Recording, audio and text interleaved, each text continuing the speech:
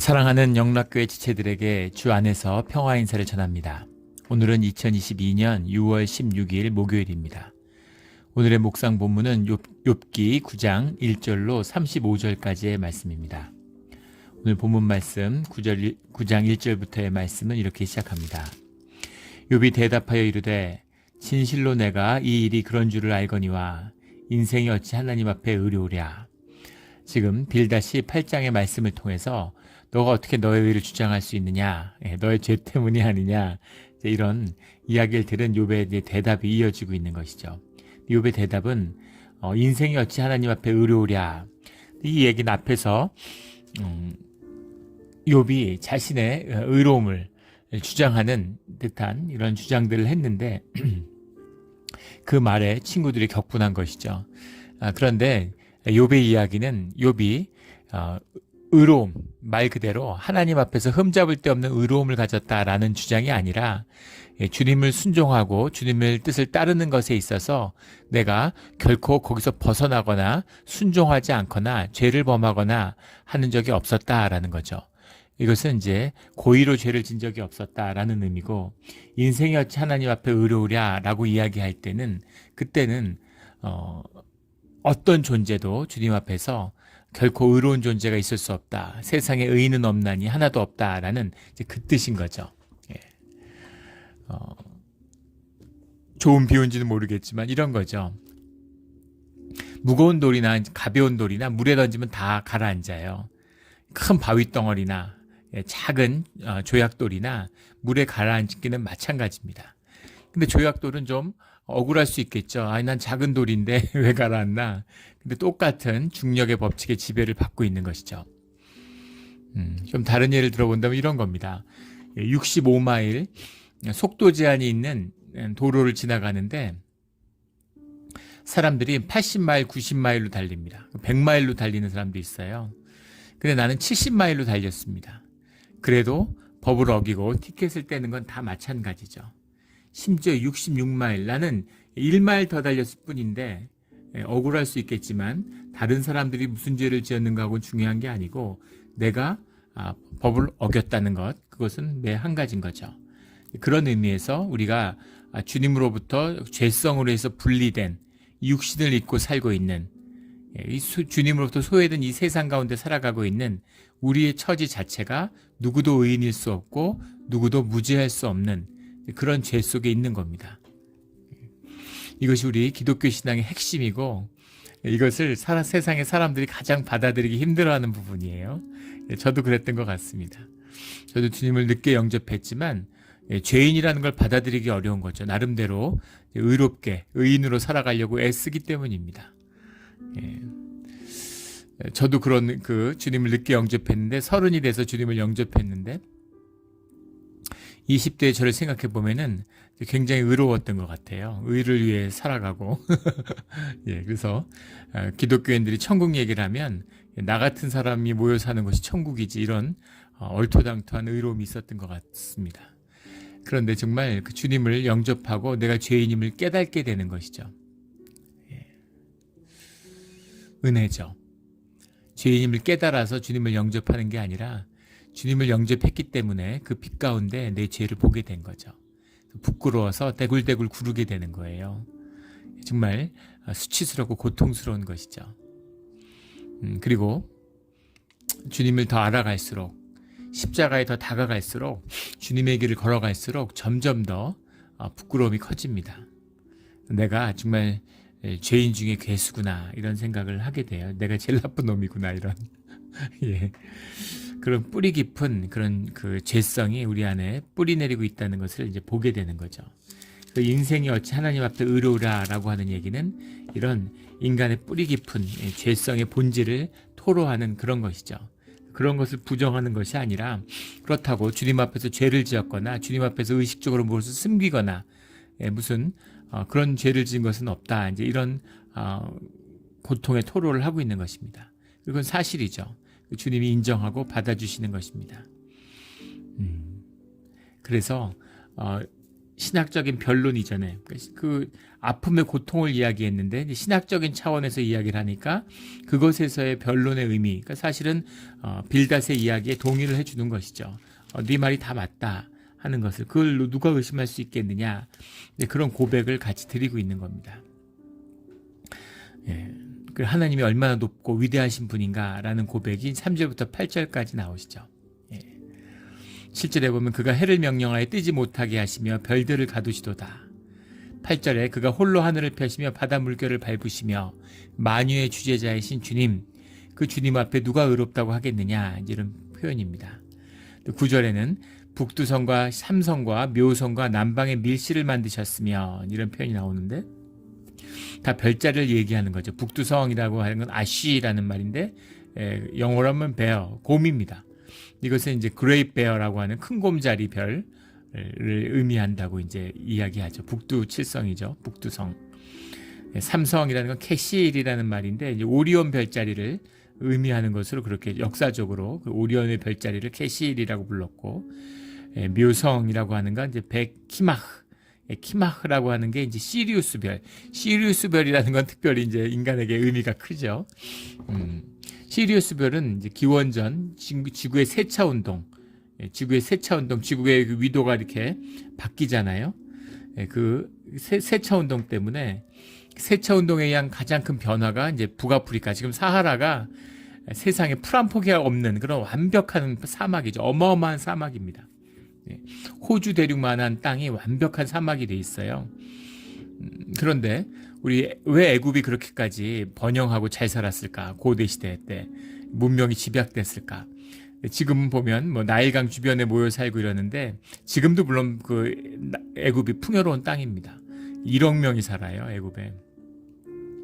근데 사실은 만년 전 이럴 때는 이 사하라 사막이 이제 완전히 초원지대, 지금의 몽골 같은 중앙아시아의 초원지대 같았다는 거죠. 상상이 되세요?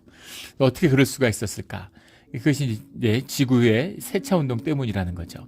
그때 기후가 바뀌어서 이 완전히 그 초원의 땅이 이 사막이 되는 거죠. 그래서 그 사하라 사막에 엄청난 호수들이 있었다는 거예요. 사하라 사막에서 자꾸 생선뼈 같은 게 발굴되니까, 고래뼈 이런 게 나오니까 처음엔 이게 어떻게 여기서 나올까, 그게 큰 의문이었는데 그때는 물이 많았던 거죠. 이것처럼 지구에 세차 운동이 있는데 세차 운동이 마지막으로 있었던 것이 지금부터 12,000년 전입니다. 그래서 그 12,000년 전에 그러니까 기원전 주전 만년 전에 세차 운동의 변화 때문에 이 시리우스 별이 떠오른 거죠. 두 번째는 고대인들은 별에 관심이 많았겠죠. 밤에 뭐 할 게 없잖아요. 조명 있는 것도 아니고, 음악을 듣는 것도 아니고, TV를 보는 것도 아니고, 불을 켜놓고 다 모여 앉아서 불을 보고 있는 거죠. 그래서 불을 보는 것이, 별을 보는 것이 사람들의 유대감과 공통적인, 정서적으로 사람들을 묶어주는 소통의 중요한 수단이었다는 거예요. 지금도 불멍이라고 그러죠. 사람들이 왜 사서 고생을 할까? 산에 가가지고 불을 펴놓고 다 모여 앉아 있을까? 인간의 무의식과 깊은 심령 안에는 같이 불을 보면서 우리 존재의 그 어떤 깊은 심층, 무의식의 세계를 경험했던, 거기서 하나 되는 걸 경험했던 그런 오래된 기억들이 남아 있는 거죠.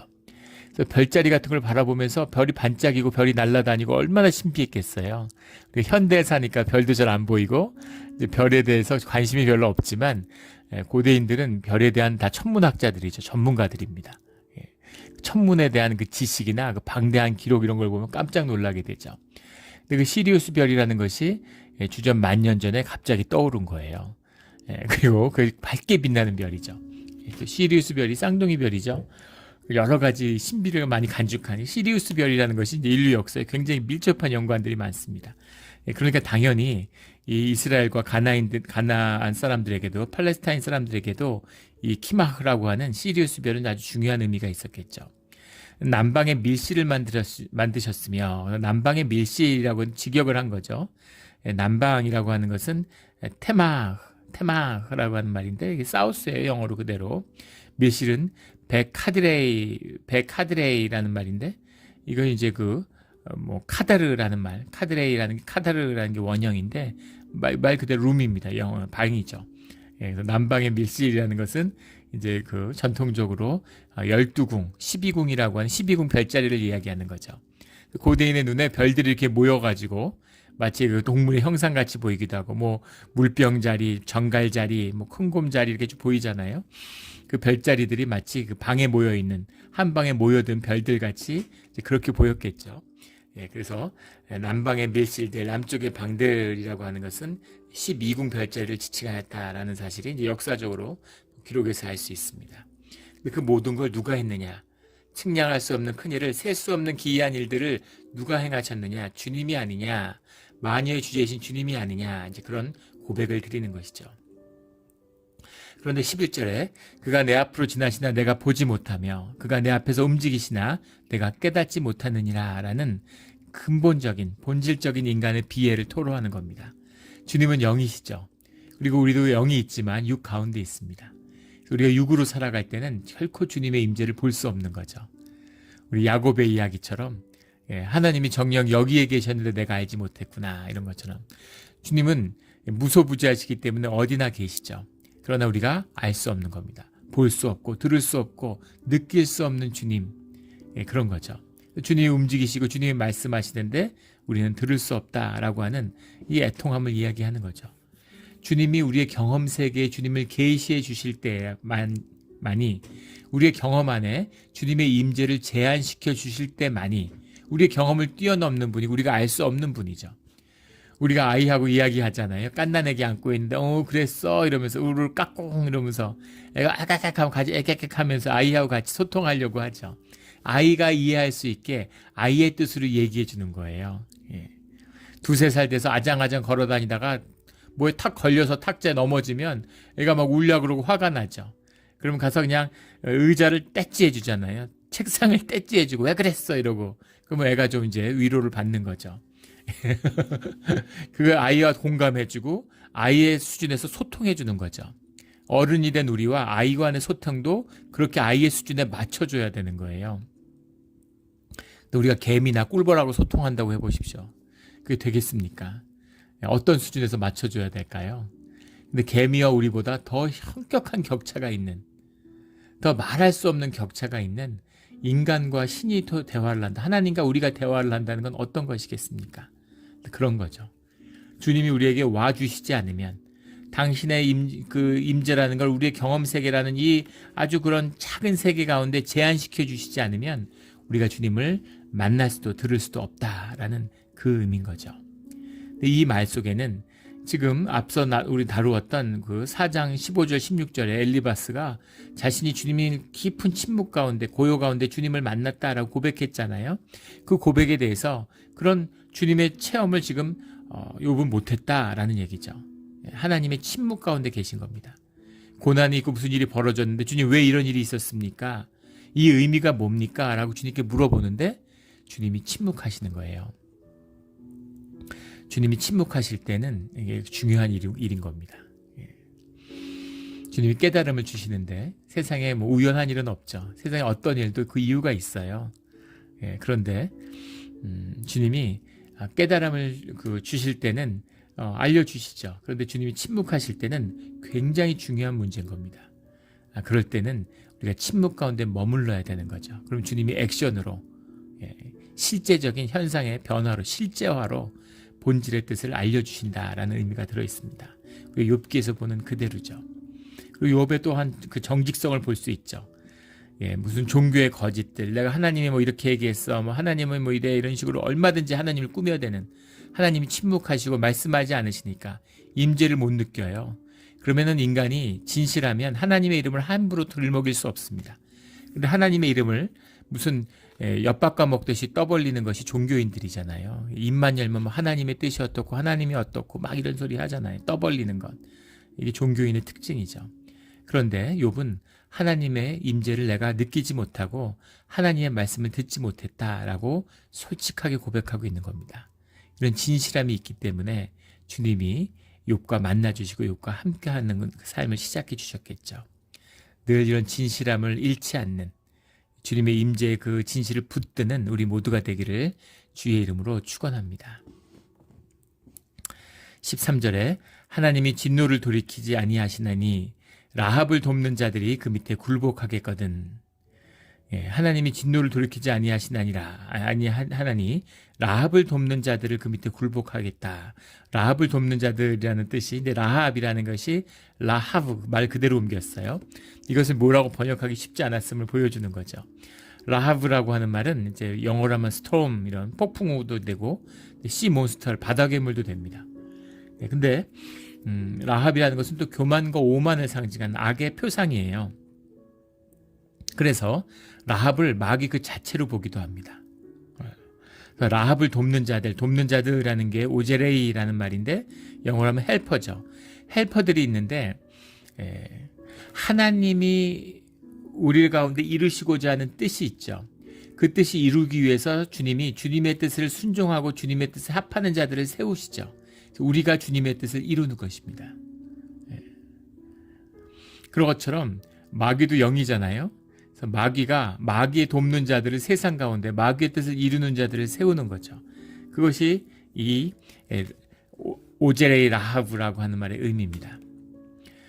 또 이렇게 해석할 수 있어요. 라합이라는 것이 악으로 보기 때문에 교만함, 오만함, 이것이 이제 주님과의 단절, 주님의 부재가 악이잖아요. 주님과 함께하는 자들은 겸손해지죠. 오늘 욥의 고백처럼 낮아지고 겸손해질 수밖에 없는 것이죠. 그런데 주님을 잃어버린 자들이 이제 교만하고 오만하고 어리석어지는 거죠. 지혜의 근원, 빛의 근원부터 멀어지니까 교만해지잖아요. 주님을 모르는 자들 특징이에요. 내가 했다 그러고, 내가 성공하고, 내가 잘나고, 내가 노력해서 내가 성취했다고 얘기하는 거죠. 나 주님의 은혜고 도와주지 않으면 이룰 수 있는 일이 뭐가 있겠습니까? 당장 죽어도 하나도 이상할 게 없어요. 그 시베리아나 캐나다 같은데 수천 마리의 술록이 번개때에 맞아 죽잖아요. 우리가 번개 맞아 죽는다고 이상할 게 뭐가 있겠습니까? 그러나 지켜주시는 것이 주님의 은혜죠. 다 내가 했다고 내게 주어진 걸 당연하게 받아들이는 어리석음의 특징, 이게 라합이에요. 그래서 라합을 돕는 자들이라는 의미는 악을 돕는 자들, 악이 내 안에 피어나도록, 우리가 악하고 악의 뿌리가 우리 육성 가운데 있습니다. 그래서 그 악이라고 하는 것, 마귀가 주가 아니라 마귀가 사실 헬퍼라는 거죠. 우리의 악을 돕고 악이 자라나도록 힘써 애써 돕는 자들, 그래서 라합을 돕는 자들이 대적의 무리, 마귀다, 이렇게 보는 것 해석도 가능하고, 또 라합을 마귀로 봐서 라합의 일 가운데 협력해서 악을 이루어가는데 협조하는 자들이라고 볼 수도 있는 것이죠. 근데 그러게 무엇이든 간에 마귀든 마귀를 돕는 자들이 간에 주님 앞에서는 모두 굴복할 수밖에 없다라는 거죠. 이건 본질적인 겁니다. 주님이 마귀하고 싸우지 않으시죠. 마귀가 어떻게 주님하고 싸우겠어요? 마귀는 거짓의 역사를 하는 겁니다. 자기가 이게 주어진 역할을 하는 것뿐이에요. 훈련소의 악마조교 이런 거죠. 그 사람이 악해서 본질적으로 이런 것이 아니라 그 악마의 역할을 하는 거죠. 훈련생들을 세우기 위해서. 세상 가운데 늘 문제는 우리에게 있습니다. 우리가 주님의 뜻에 따라 살아갈 때, 순종할 때 마귀의 시험이 있죠. 그러나 그것은 우리의 믿음을 더하는 주님의 역사의 일부다라는 것을 우리가 성경이라는 그 지혜의 가르침, 주님의 뜻을 따라서 알게 되는 겁니다. 안다고 해서 이겼나요? 안다고 해서 극복했나요? 그건 아니에요. 그렇다고 고난을 당하면, 고난의 아픔이 왔을 때 주님의 뜻을 알기에 우리가 믿음으로 그것을 이겨내면서 믿음의 머슬이, 신앙의 능력이 자라나는 거죠. 우리가 지금 기독교가 타락해서 예수님이 주님의 아들이고 그리스도시다라고 고백하면 구원받았다고 이런 거짓 복음이 횡행하죠. 아닙니다. 당연한 거죠. 그거는 주님을 믿고 안 믿고 크리스찬이든 아니든 누구나 인정할 수밖에 없는, 지혜롭다면 알 수밖에 없는 사실이에요.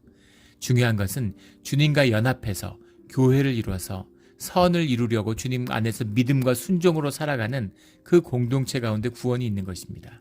이게 성경이 증거하는 우리의 구원이죠. 그래서 우리가 믿음의 고난의 훈련을 받는 거예요. 그 도구 위스퍼러라고 하는 이제 미국의 유명한 그 프로그램이 있죠.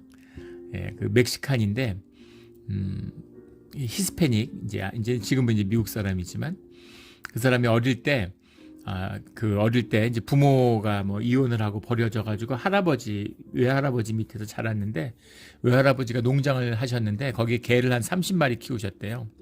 그래서 그 30마리의 개를 키우는 것, 집에서, 그게 이 아이의 일이었던 거죠. 몫이었던 거죠. 그래서 개들하고 친구도 없고 시골에 농장에 아무도 없는데 개들하고 자란 거죠. 그래서 개들하고 자라다 보니까 이제 도구 위스퍼러가 된 거예요. 개의 마음을 읽어내는 사람이 된 거죠. 근데 미국에 왔는데, 미국에서 전부 다 뭐 개 키우잖아요. 개하고 얘기할 수 있는 이 사람의 능력이 빛을 발해서 이 사람이 뭐 그런 프로그램도 진행하고 뭐 책도 뭐 베스트셀러가 되고 억만장자가 된 사람이죠. 근데 개를 다루는 것을 보면서 그걸 보면 참 재밌습니다. 아주 배우는 게 많아요. 근데 그 중에 기억나는 게 엄청나게 사나운 개들. 주인이 데려왔는데 뭐 주인을 막 무는 거예요. 그래서 어떻게 할 수가 없으니까. 그래서 그 주인을 물 때는 괜찮은데 이제 다른 사람이나 아이들 물고 이러면 이제 개를 살처분하잖아요. 그러니까 그런 벼랑에 몰려서 이제 이 훈련사를 찾아오는 거죠. 이 도구 위스퍼러가 이 개를 이제 보는데, 개를 망친 게 주인이라고 얘기하는 겁니다. 100이면 100 다 주인 때문이라는 거예요. 근데 개는 굉장히 종적인 그런 걸 가진 짐승이라는 겁니다. 우리 인간도 그렇죠. 그래서 의지할 사람, 자기가 주인으로 모셔야 할 사람이 있는 거예요. 그런데 주인이 주인 노릇을 못 해줬기 때문에 개가 주인이 된 거죠. 개가 주인이라고 생각해서 주인을 따르고 주인께 순종하고 주인을 의지해야 되는데, 주인을 의지하지 않고 주인을 위협하고 주인을 문다는 거예요. 그래서 주인이 주인 되는 훈련을 시켜야 된다는 겁니다. 그걸 고난의 훈련이라고 그러더라고요. 그래서 어떻게 이렇게 개나 사람이나 거기서 거기구나 이런 걸 느꼈는데, 풀장 같은데 이제 개를 데리고 가요.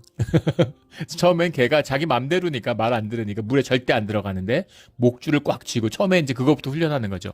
목을 꽉 쥐고 꽉 눌러서 땅에다가 딱 머리를 갖다 대고 꽉 가만히 있는 겁니다. 막 주인이 어쩔 줄 모르고 막 울라고 그래요, 개 때문에. 그럼 뭐 그래도 되냐고, 그러지 말라고. 그러니까 그 도구 위스퍼러가 뭐라고 얘기하냐면, 아니 개는 주인을 물어도 되고, 이게 목을 꽉 쥐는 게 개는 자기가 물렸다고 생각한다는 거예요. 무는 거하고 똑같답니다. 그래서 자기는 물어도 되고 남은 자기를 물면 안 되느냐고 딱 하고 그대로 머리에 두고 가만히 있는 거예요. 순종의 훈련이 시작되는 거죠. 그래서 옆에 와도 모르는 사람이 있어도 가만히 그 어색함과 두려움을 참는 훈련을, 침묵의 훈련을 하는 거죠. 침묵의 훈련이 끝나서 어느 정도 이제 순종을 하게 되니까 목줄을 이렇게 해서 쫙 끌고서 가서 목줄을 짧게 잡으라고 그러더라고요. 자유를 주지 말고. 개가 주인 산책을 하는데 훈련받은 개는 개 앞에 나가면 안 되는 거예요. 주인이 있는데 개를 만나는데 막 짖고 소리 지르는데 훈련받은 개들은 절대 그러지 않는다는 거죠. 그래서 그 헬퍼로 다른 개를 데려왔어요. 훈련받은 개죠. 근데 같이 산책을 하는데 개만 보면 짖는데 그 상대방 개는 얘가 아무리 짖어도 반응하지 않아요. 짖지 않습니다. 야, 개가 저럴 수가 있나 싶은 거죠. 근데 주인이 옆에 있으면, 주인이 반응하지 않으면 개도 반응하지 않는 거예요. 기가 막힌 거죠. 저렇게 돼야 된다는 거예요. 저게 정상이고 저게 개가 행복하고 개들끼리 어울려 놀 수 있는 길이라는 거죠. 주인이 없으면 개들끼리 서로 물어뜯고 싸운다는 거예요. 그래서 그 개를 풀장에 갖고 들어가는데 물속에 들어가는 겁니다. 개가 안 들어가려는 건 이제 끌어서 들고 나갔어. 그 개하고 물속에서 주인이 옆에 붙잡고, 처음엔 훈련사가, 그 다음엔 주인이 붙잡고 풀장을 계속 도는 겁니다. 개가 물에서 막 헤엄을 치는데 개는 뭐 헤엄을 배울 필요가 없죠. 본능적으로 다 헤엄을 치고. 인간도 사실은 물에 애들 던지면 다 수영하죠. 우리가 의식 세계가 자라나면서 생각이 우리를 지배하면서 수영을 안 배우면 못하게 되는 거죠. 의식을 통해 다시 훈련하는 겁니다. 신비죠. 신비입니다. 의식이 뭘까요? 사실은 다 알고 있는 거죠. 근데 개를 이렇게 들어가 수영을 하는데 이렇게 막 하는데 개가 힘들어 죽으려고 그래요. 그럼 나가서 잠깐 쉬었다가 또 훈련을 하고. 근데 개가 완전히 그냥 완전 정신이 하나도 없는 거죠. 너무 힘들어가지고. 그래서 나중에 그렇게 훈련을 하니까 개가 주인 옆에 붙고 주인한테 막 기대고 막 이러면서 주인의 품에 있더라고요. 개가 주인이 누군지, 주인은 의지하는 존재고 그 주인한테 함께 해야지, 주인을 괴롭히거나 주인한테 대드는 존재가 아니다, 괴롭히는 존재가 아니다 라는 걸 훈련하는 것을 고난의 훈련이라고 부르더라고요. 그래서 우리 신앙의 길, 인간의 훈련이나 개의 훈련이나 거기서 거기구나 이런 생각이 들었어요. 우리가 고난을 당하고 힘들어야 주님을 찾잖아요. 좋고 기쁠 때도 주인을 찾으면 얼마나 좋겠어요. 그런데 그건 훈련을 받고 주님을 알 때의 얘기지. 그게 보이지 않으니까, 현상에서 아무것도 안 보이니까, 인간을 이해 못하니까 걔가 자기가 인간의 주인이라고 착각하는 것처럼, 잘해주니까 착각하는 거죠. 그것처럼 사람도 안일과 편안함 속에서는 착각하는 겁니다. 내 삶의 주인이 나구나. 기고만장해서 아무나 위협하고 같이 연합하고 따뜻하게 서로 어울려야 되는데 내가 너보다 낫다 그러고 막 약한 사람을 보면 도와줘야 되는데 괴롭히고 막 우쭐해지고 이렇게 되는 거죠. 고난이 있어야 되는 거죠. 그래서 그런 훈련을 받는 자다. 그런 겁니다. 이것이 고백인 거죠. 우리 주인은 주님이세요. 회사가 주인이고 무슨 말도 안 되는 주인들을 얼마나 많이 모시고 삽니까? 내 학력이 주인이고 어떤 사람은 자식이 주인이에요. 모든 그런 거짓된 것을 꺾고 참된 주님을 모시는 주의 자녀들이 되기를 주의 이름으로 축원합니다. 19절에 가면 힘으로 말하면 그가 강하시고 심판으로 말하면 누가 그를 소환하겠느냐. 심판의 주제자신데 내가 날 심판하십시오 하고 재판관을 내 마음대로 부를 수 있느냐라는 거죠. 주권이 주님에게 있는 것이다 라는 겁니다. 21절에 나는 온전하다마는, 온전하다는 말이 여기서 온전하다는 게 지금 퍼펙트로 오해하시면 안 되고 탐이란 말이죠. 탐임, 탐함, 성경에 많이 나오는 말이죠. 온전하다는 것은 주님께 순종한다는 얘기입니다. 그래서 내가 내 의지를 꺾어서 끝까지 주님 앞에 순종했다 하는 얘기예요. 내가 주님을 거역한 것이 없다.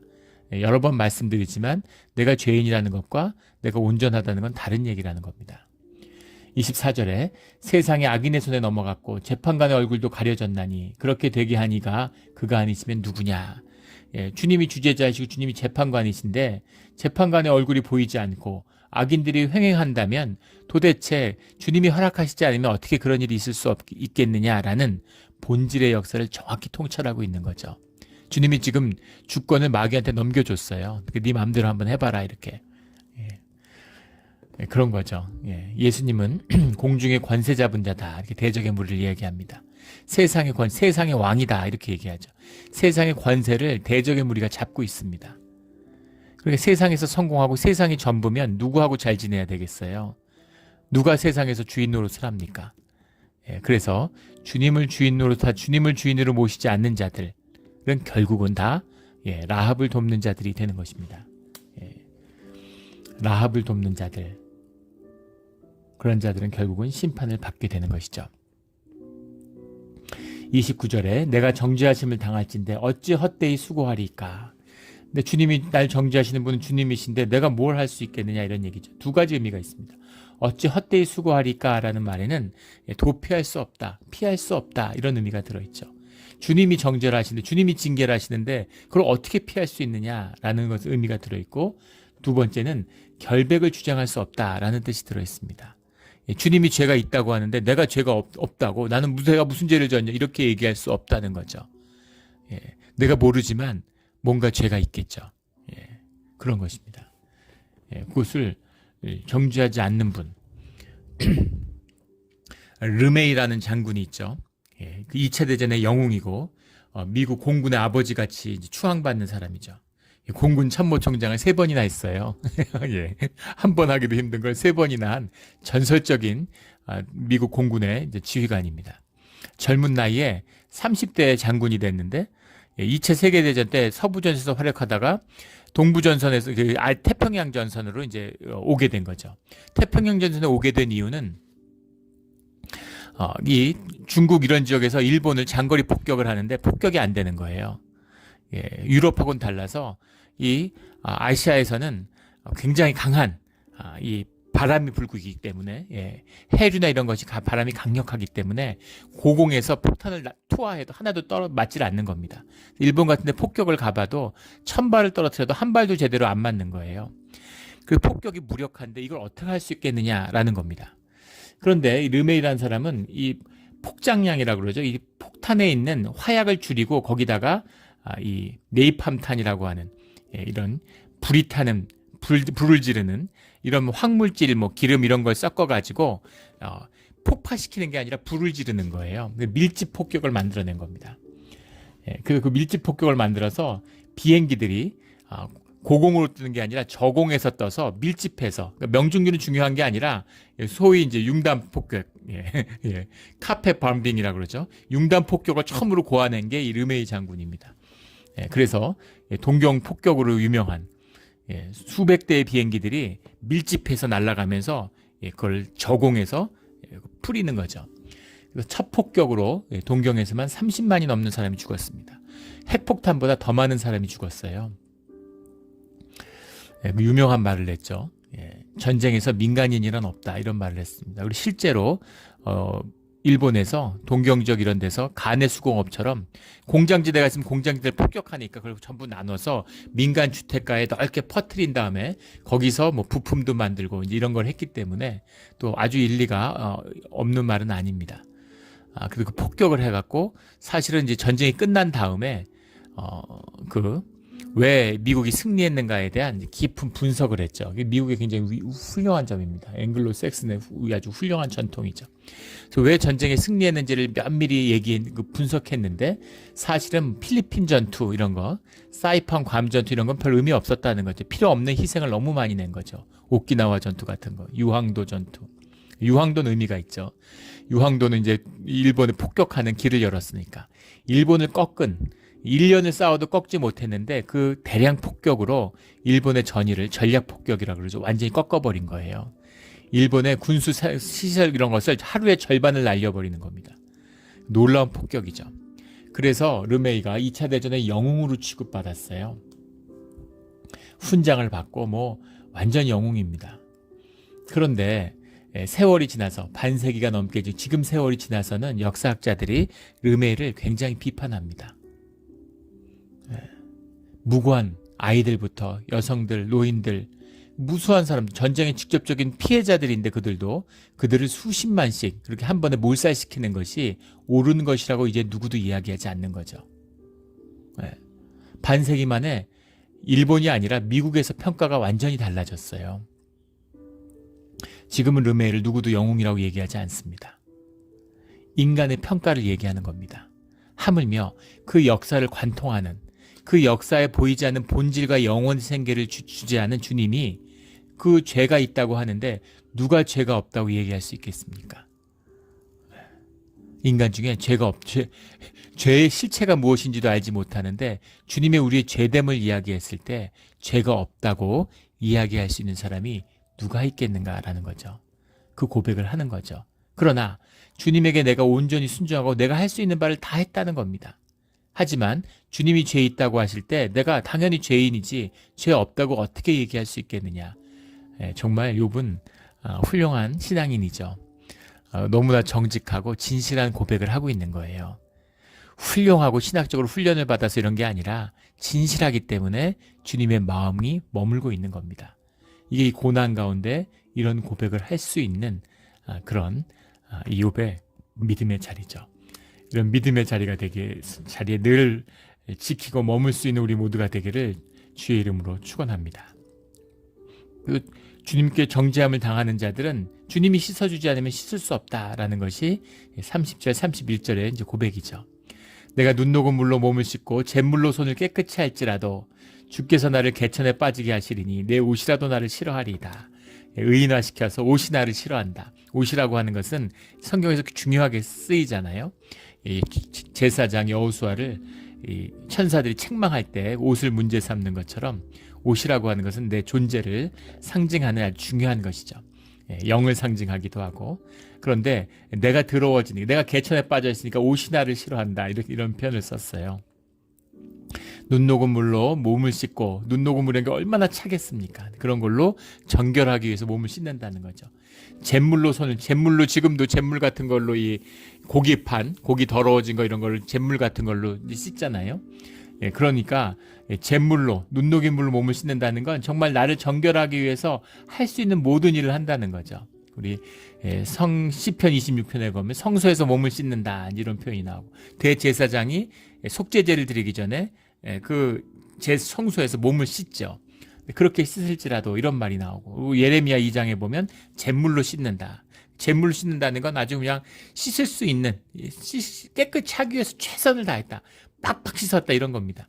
그렇게 씻어도 눈녹이 물에 몸을 씻고 잿물로 손을 깨끗이 할지라도 깨끗해지지 않죠. 예전에 제가 만났던 목사님 중에 그런 고백을 하신 분이 있어요. 예. 훌륭하신 목사님인데, 그분이 이제 어릴 때 굉장히 많은 고초와 고난을 겪으셨습니다. 실향민이에요. 예. 월남을 했는데, 월남을 하고 6.25 통해 가족이 헤어지고, 자녀를 앞세우고, 말할 수 없는 고난의 시기죠.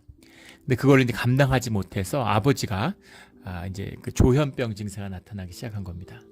가족들하고 살 수가 없으니까, 이제 어머니가 딸들을 키우고 자기가 맏아들이니까 당신이 그래서 아버지를 모시고 살았는데 아버지가 이제 조현병인데 그 시절에 병원이 있습니까? 치료를 받습니까?